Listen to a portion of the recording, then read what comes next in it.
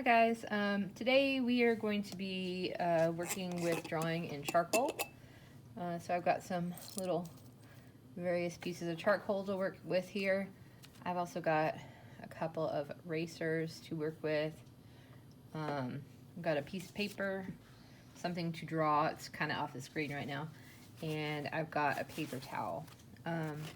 So we are going to be making a drawing that uses the reductive technique, which is using your eraser not just as something to correct a mistake, it's using the eraser as a tool to draw. Reductive just means taking away. So we're going to take away some of the charcoal to make our drawing. We will also add charcoal to the paper, so this drawing truly will be an additive and reductive drawing using charcoal. So first thing I'm going to need is to cover my paper with charcoal. So what you want to do is get yourself a piece of charcoal and use the side of it to cover the paper. All right, you can use your finger to spread this around, or you can use the napkin. That's what I've got it here for.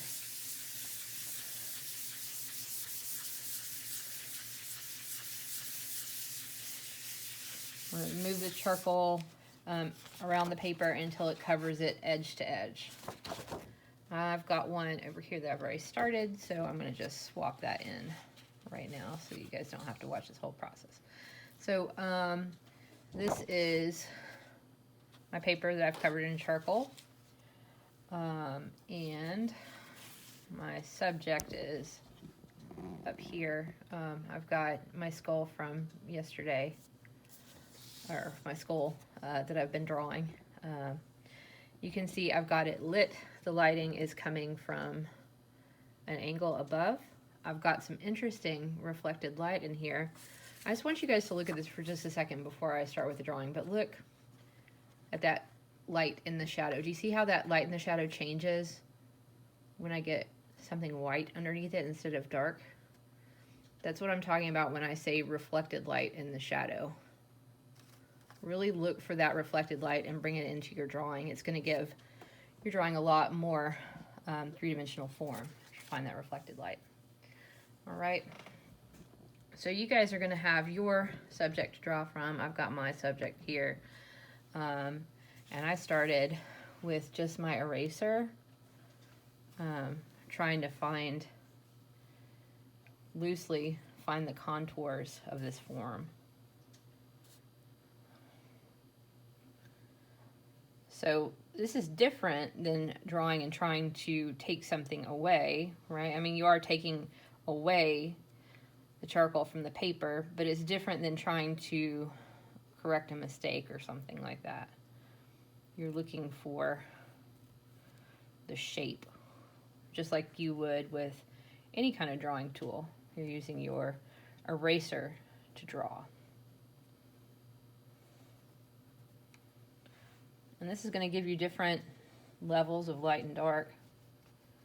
You can erase sometimes nearly all the way down to the paper. You can also come back in with your charcoal. Now here I'm going to be going a little additive, right?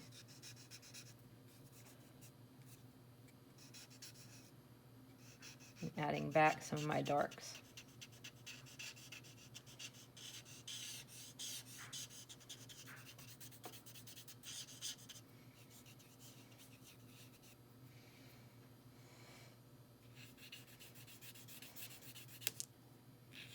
Now, charcoal is just burnt little pieces of stick. You probably saw that little piece fly off there.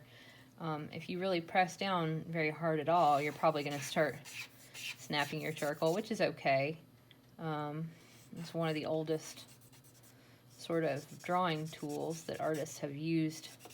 Even cavemen used little charred pieces of wood.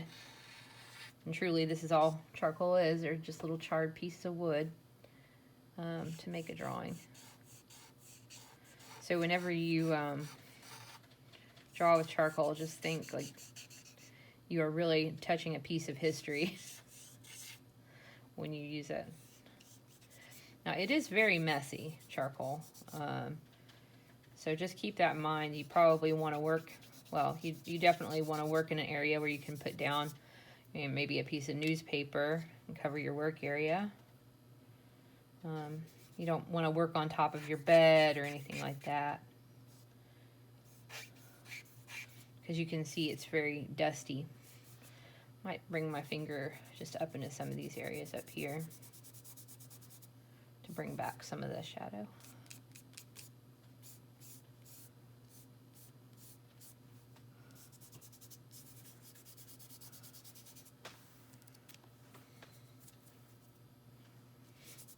One thing I'm trying to establish here is that the light, the more direct light, is coming from this side.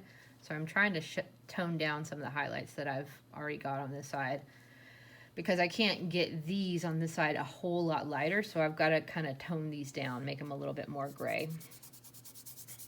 So I'm doing that by just running my finger over them, making them a little softer. I can still see the shape, but it's just not as strong of a light.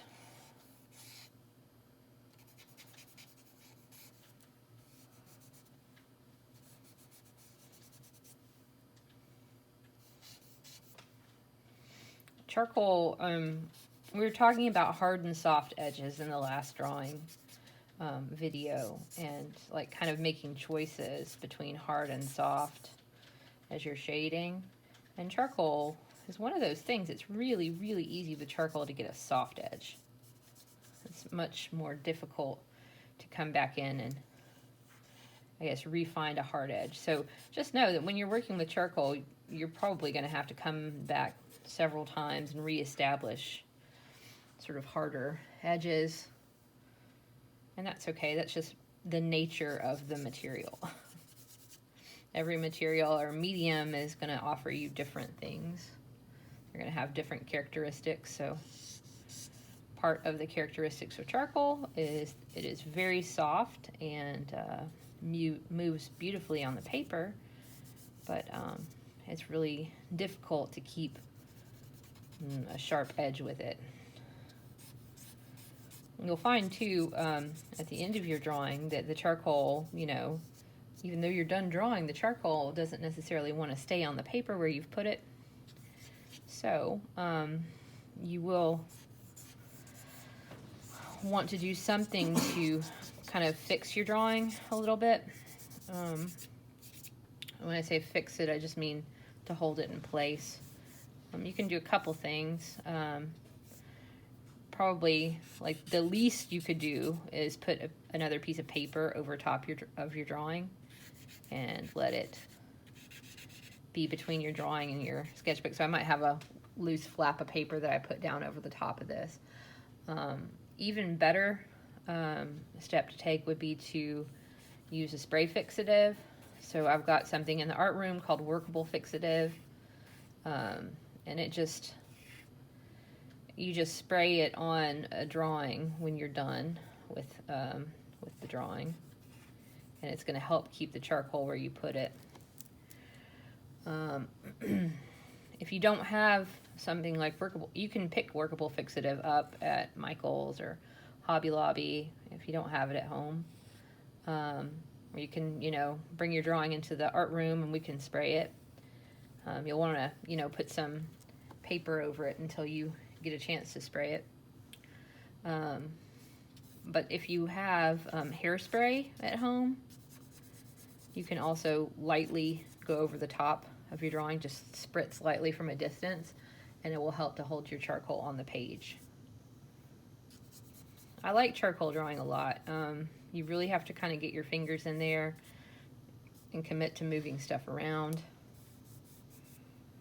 It's a lot of fun. It's different than other types of drawing. It feels kind of like sculpting to me.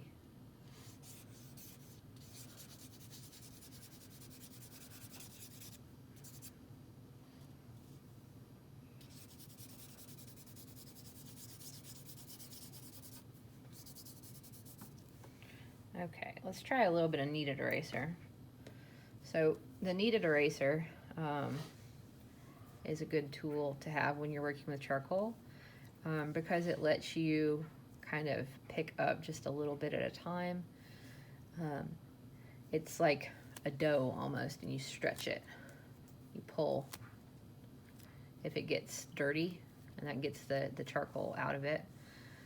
So I can go over here to my charcoal drawing, and if I want this to be a little bit lighter, because I see a little bit more light in there, but I don't want to dramatically erase it, because I'm afraid that that's going to kind of make it lighter than my highlight side.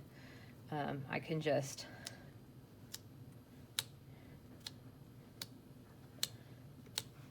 use it to pick up a little bit of the charcoal that's there. This is going to be really good for like the reflected lights as well. So I've got some reflected light in these some reflected lights on the shadow side of this form.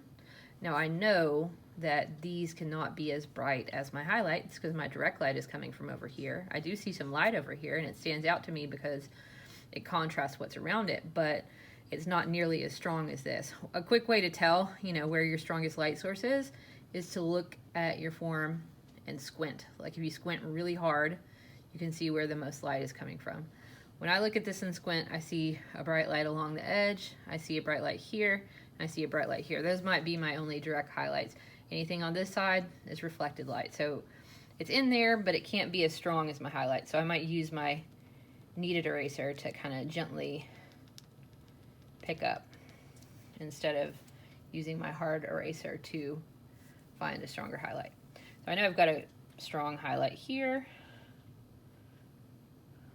I can kind of come back in at any time and find it. See, that's feeling a little bit better. I also noticed that I have a strong highlight here. It's actually kind of on the inside of this form, going up inside this little nose of the skull. I'm hitting some of my more bold highlights right now so you guys can see what I'm talking about.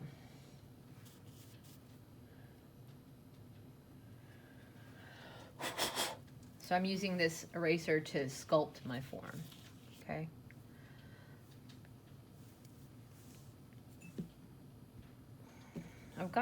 I noticed like here, you guys might not be able to see it so well. There we go. There's some light reflected into the shadow on this side of, I guess it's a bit of the eye socket there of the skull.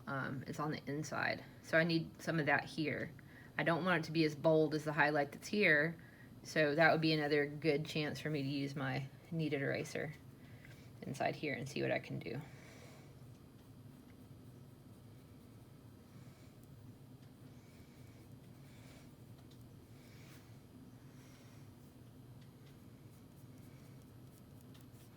I might even use my finger just to try to pick up some that's there. So I'm starting to get a little bit of that reflected light. Okay, I might have to come back with a little bit of my charcoal. Again, I told you, like, this stuff, it's so soft, if you start messing with one area, you'll probably have to come back and touch up your shadows in that area again. That's okay. It's all part of it. When you work with different mediums, you're going to find, like I was saying, that they're good for certain things. I think that charcoal is very good for finding subtlety and in value, subtle differences in value. And it's good for kind of making something look very smoky. Sfumato. If you want that sfumato, smokiness, charcoal is a good one. Sometimes to make a form stand out, like you don't really draw the form, you draw the outside of the form. So if I want this highlight to stand out even stronger, and I can't get any more white on the paper, what I can do is push the dark behind it. And that's going to make this light look lighter by contrast. Our eyes are constantly comparing. So, you know, you can't just draw. When you're drawing, you know, also, you know, keep in mind you can't just draw the object. You've got to draw the space around the object. Because, especially if you're trying to establish value and the sense of lighting, you know, the way that our eyes perceive that lighting is going to be affected directly by what's in the background, what's around that object. You're never going to make that side of the object look illuminated unless the background is darker.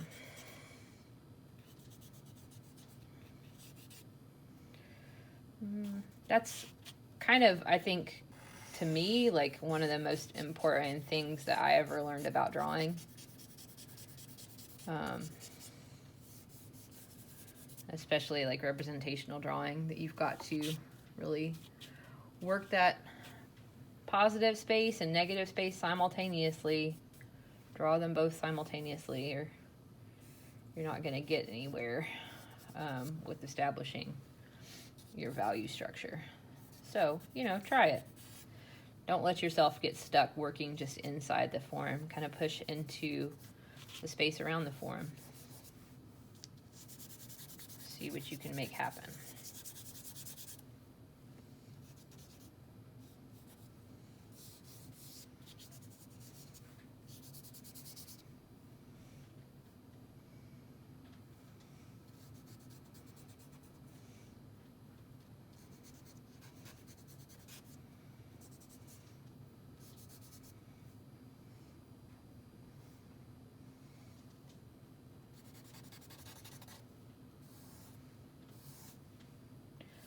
If you can kind of keep yourself thinking, like when you're putting down shading, this may or may not make sense, but I'm going to say it as best I can.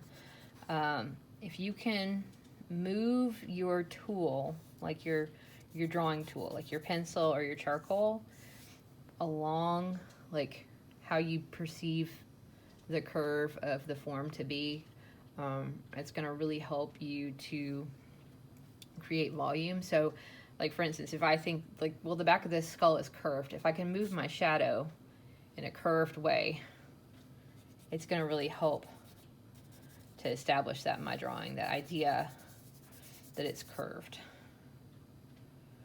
It's going to make it seem more three-dimensional because of the way that the line is moving. A lot of people, when they shade, they just go like right up and down. If you do that, like you flatten out the form that you're drawing. So try to think like, how does my form move? Is it curved? Is it flat? Is it wrinkled? What can I do with my tool in my hand to kind of duplicate the movement I see?